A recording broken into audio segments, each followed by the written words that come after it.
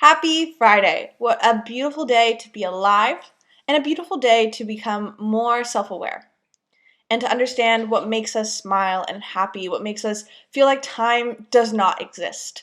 And I was thinking about this because I recently was working on something called a personal user manual, which is exactly what it sounds like. It's a manual about yourself that you can give to other people. These can be people that you work with in a team. It could be just friends and family, but it's something that kind of illustrates who you are.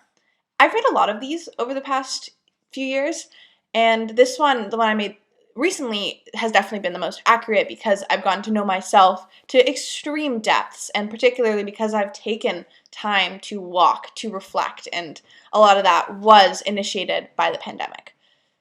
But anyway, I was working on this section, which is called How I Bond with People. And traditionally, this section has been very different, and this was definitely the version in which I connected with the most. I'll put a little picture right there. It's weird. Like I have some strange things, and I've learned that I'm a very strange person, and I bond with people through very creative mechanisms. But I've grown to really enjoy that and to really understand what makes me feel like I'm a child, what makes me feel like time doesn't exist, what makes me like completely lose stress, and these were just some of the things that came to my mind.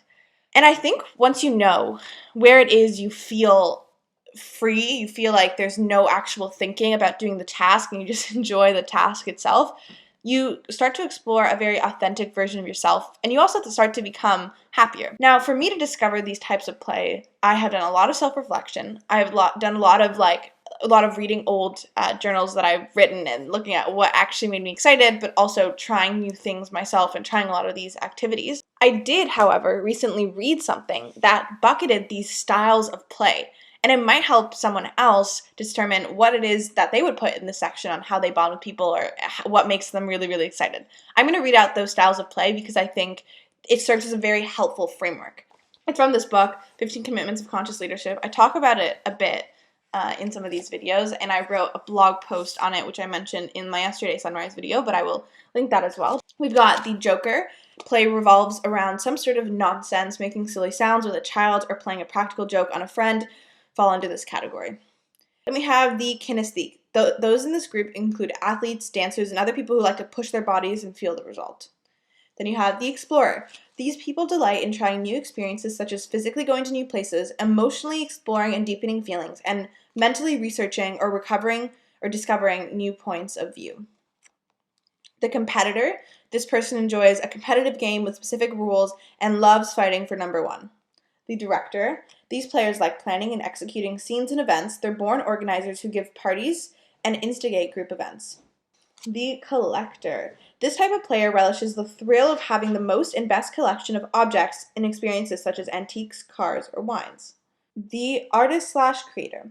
This person's joy comes from making things. Sculpting, woodworking, sewing, and gardening are a few examples. The point is to make something beautiful or functional. And then the storyteller. Here, the imagination is key to the kingdom of play. This group includes novelists, cartoonists, and screenwriters, as well as those who like reading and watching movies. There are also performers who use dance, magic, and acting to create an imaginative world. So those are the categories. I'm going to repeat them now. The Joker, kinesthete, explorer, competitor, director, collector, artist/creator, and storyteller. For those of you who are curious, I definitely think I'm number one, the director, and then a combination of explorer, creator, and storyteller. That's everything. I hope you have a magical day and maybe become a little bit more aware of yourself. Happy Friday!